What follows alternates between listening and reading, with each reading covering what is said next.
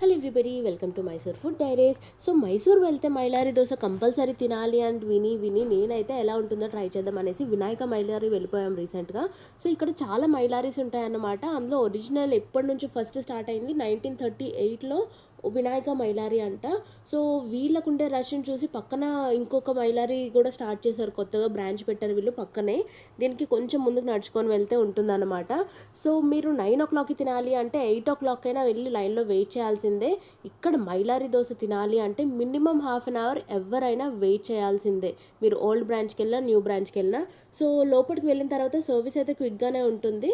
And నా experience వచ్చేసి ఇక్కడ ఒక్క దోశ 55 రూపీస్ తీసుకుంటారు. అండ్ వీళ్ళది బెన్నె దోశ ఫేమస్ అనమాట. వేరే ఐటమ్స్ కూడా ఏమీ ఉండవు, ఇడ్లీ ఉంటాయి. అండ్ వీళ్ళ స్పెషాలిటీ ఏంటి అంటే వీళ్ళు తీసుకురావడం, సర్వ్ చేయడం కూడా ప్లేట్లో మొత్తం అన్నీ కలిపి ఒకేసారి తీసుకొని వస్తారనమాట.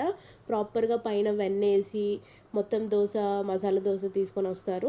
సో మీకు కావాల్సిన అన్ని దోశలు తినొచ్చు. అండ్ ఒక దోశ అయితే 55 రూపీస్ అనమాట. అండ్ చట్నీ అండ్ మసాలా అయితే అన్లిమిటెడ్ ఇస్తారనమాట. సో నా ఎక్స్పీరియన్స్ బట్టి అయితే దీనికి 3.5 రేటింగ్ అలా ఇవ్వచ్చు, 3.5 4 ఇవ్వచ్చు. మరీ అంత హైప్ అయితే నాకు అంత అనిపించలేదు అనమాట. అంటే ఇలాంటి దోశ బెంగళూరులో దావణగిరి బెన్నె దోశ స్టాల్స్లో అలాంటి వాటిలో కూడా నాకు దొరికింది. బట్ మసాలా డిఫరెంట్ ఉంది అంతే, అది నేను ఒప్పుకుంటాను. సో మీరైతే అంటే ఆ హైప్ ఎలా ఉంటుంది చూడడానికి కోసం వెళ్ళొచ్చు. లేదు వింటేజ్ ఫీల్స్ అంటే ఎప్పటి నుంచో ఉంది కదా, హిస్టరీ చాలా ఇయర్స్ నుంచి, కాబట్టి అది ట్రై చేయడానికి అలా అయితే వెళ్ళొచ్చు. బట్ ఎవ్రీ టైం తినడానికి అయితే ఐ డోంట్ సజెస్ట్ అనమాట. ఓకే, మీరు ఇన్ కేస్ ఆల్రెడీ ట్రై చేశారు అంటే మీ ఎక్స్పీరియన్స్ని కమెంట్స్లో చెప్పేసేయండి. Happy travelling, bye.